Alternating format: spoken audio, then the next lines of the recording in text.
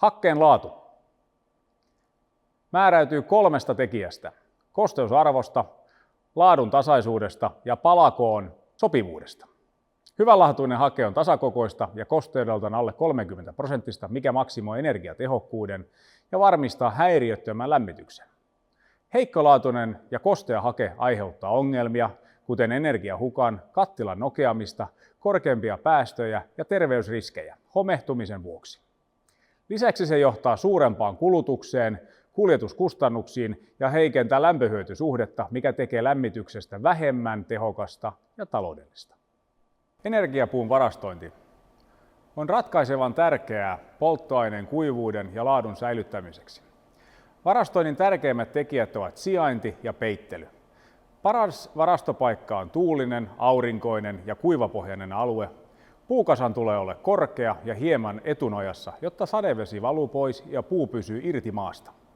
Varastoa ei kannata pitää yli 2 vuotta ja ihanteellinen varastointiaika on 1 vuosi. Peittely on myös tärkeää ja suositellaan käytettäväksi peitepaperia, joka suojaa kosteudelta, mutta sallii tuulen kuivattaa kasan. Peittämätön kasa on huomattavasti kosteampi. Hakkeen valmistus tapahtuu energiapuun haketuksella ja haketustapa valitaan polttoaineen kulutuksen ja haketettavan puun mukaan. Suurempaan kulutukseen käytetään tehokkaita hakkureita, jotka voivat käsitellä useita satoja kuutioita kerralla haketta varastoon. Kun taas pienempään kulutukseen sopivat pienemmät traktorihakkurit. Hake voidaan hankkia myös valmiiksi haketettuna paikallisilta toimijoilta. Hakkeen varastointi ja haketus kannattaa suunnitella huolellisesti, esimerkiksi sijoittamalla puukasa lähelle haketuspaikkaa ja hakettamalla suoraan polttoainevarastoon. Varaston tulisi olla riittävän suuri, jotta sinne mahtuu lämmityskauden hakkeet, mikä vähentää työmäärää.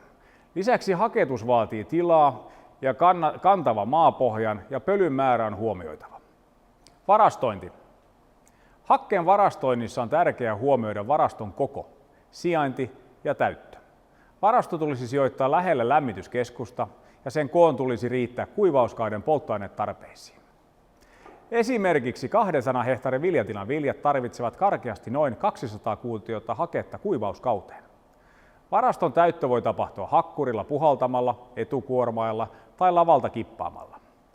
Jos haketta täytyy välivarastoida ennen käyttöä, on suositeltavaa käyttää katettua siiloa, jossa on betoninen tai asfaltoitu lattia, jotta epäpuhtauksia ei pääse polttoaineeseen. Esimerkiksi maantilan konehallin päähän toteutettu hakkeen päävarasto, jossa hake kuljetetaan traktorin etukuormailta niin kutsuttuun viikkosiiloon. Varaston lattia on tehty betonista epäpuhtauksien välttämiseksi. Haketus tapahtuu kerran vuodessa.